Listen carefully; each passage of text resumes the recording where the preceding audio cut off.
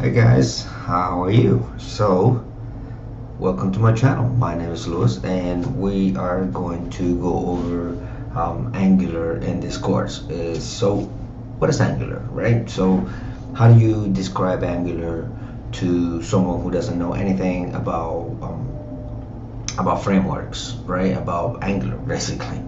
So, Angular is single-page application framework, and it's basically is built on top of JavaScript. So it's a JavaScript framework, right? But much like React or Vue, right? But it has basically synthetic sugar on top of JavaScript to make it a little bit easier to manipulate and a little bit easier to create components and create things on the screen.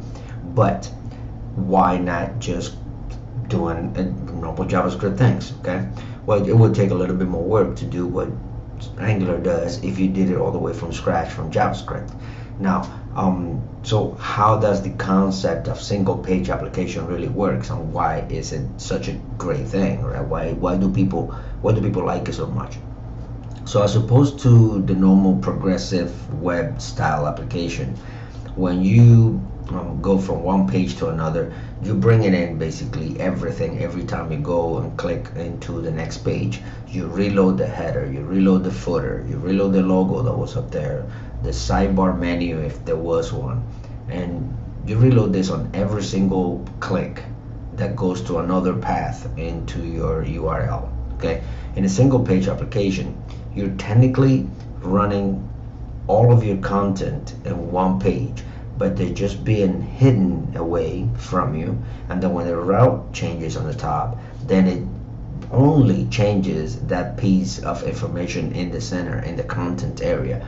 The header, the sidebar, the footer, all that stuff stays in place, means it only gets loaded once. So for example, as you can see here in my diagram,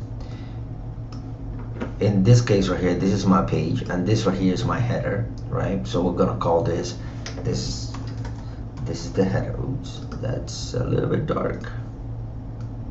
Let's just call it the header. Right, there you go.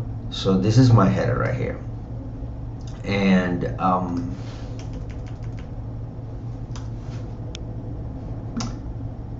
there you go. Better. So this is my header right here, and then this is my footer right here, right?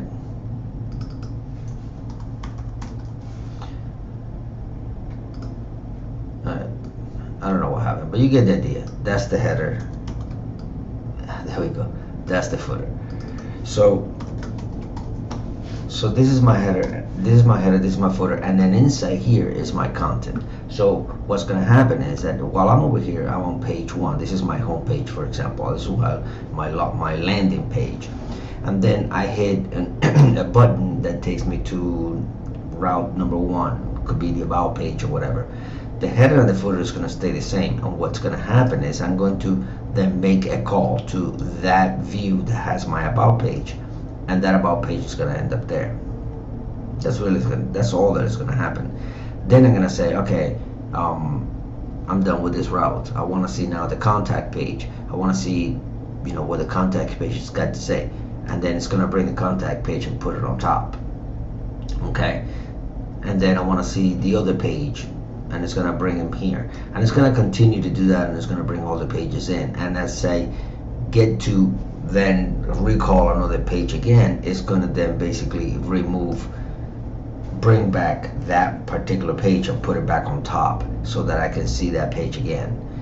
But all of these loads right here that I'm doing, are basically happening inside the center here, and all the other stuff is just basically just there. So this page is were always loaded to begin with, but they weren't loaded in the DOM. They were just basically in this virtual memory, in this virtual DOM, and they were there just ready for them to be shown whenever they were being called. Okay, so that's basically how a single page application framework works. This is how Angular works. This is how React works. This is how Vue works. This is how a lot of them work.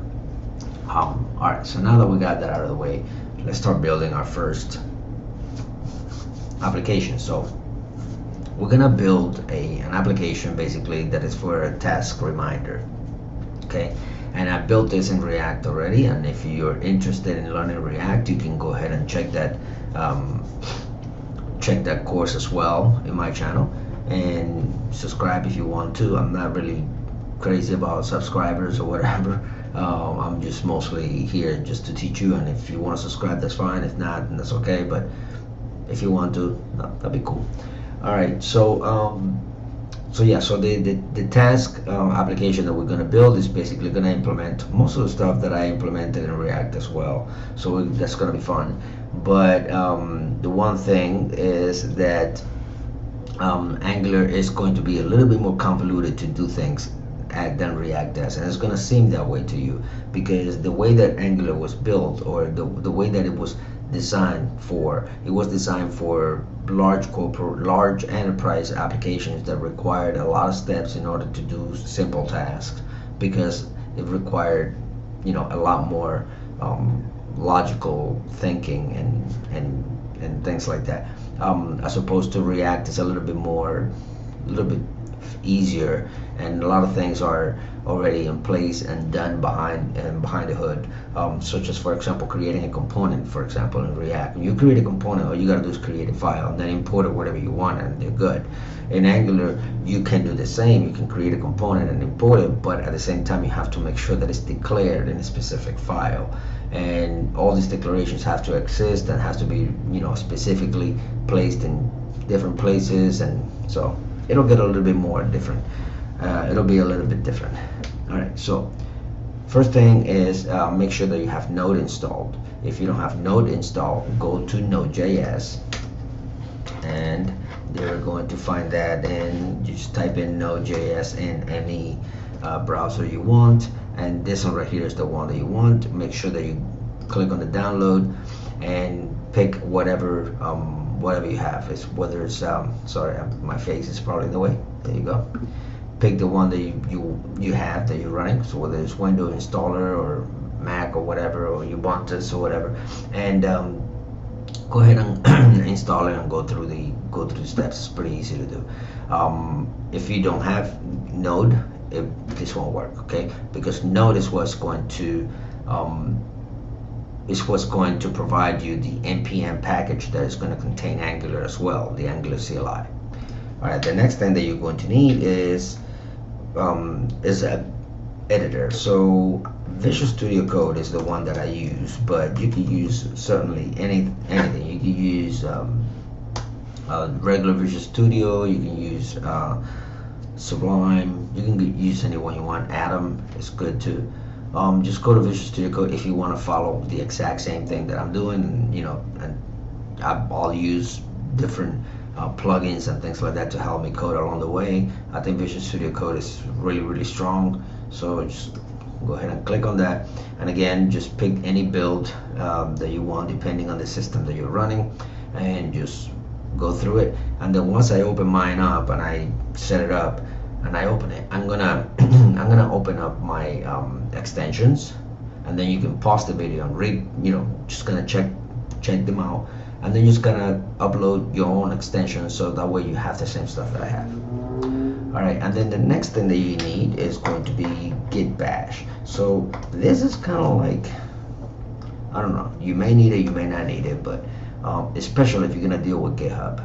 And it is a good idea to have your application backed up in GitHub, just in case something happens. You can always retrieve the last build that you had, and then just catch up.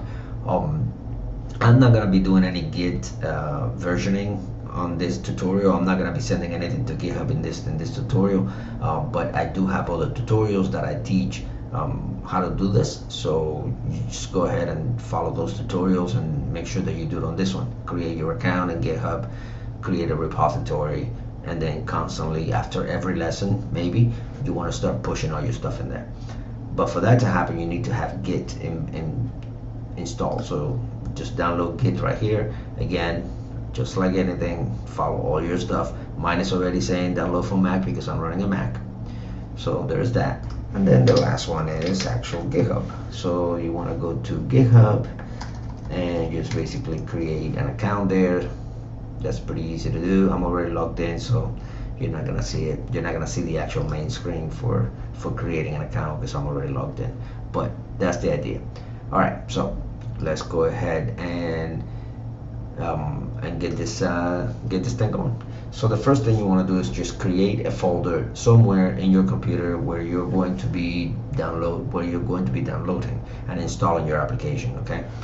So for me, I have a folder called Training Room in my computer, and I do this for when I do tutorials and things like that, or when I'm learning something new. I use it. I put it in here.